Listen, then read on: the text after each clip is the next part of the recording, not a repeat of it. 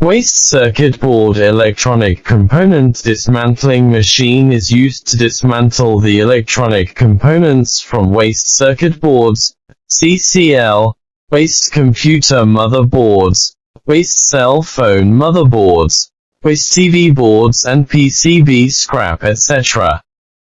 Waste circuit board electronic component dismantling machine is low investment high profit project, environmental friendly project.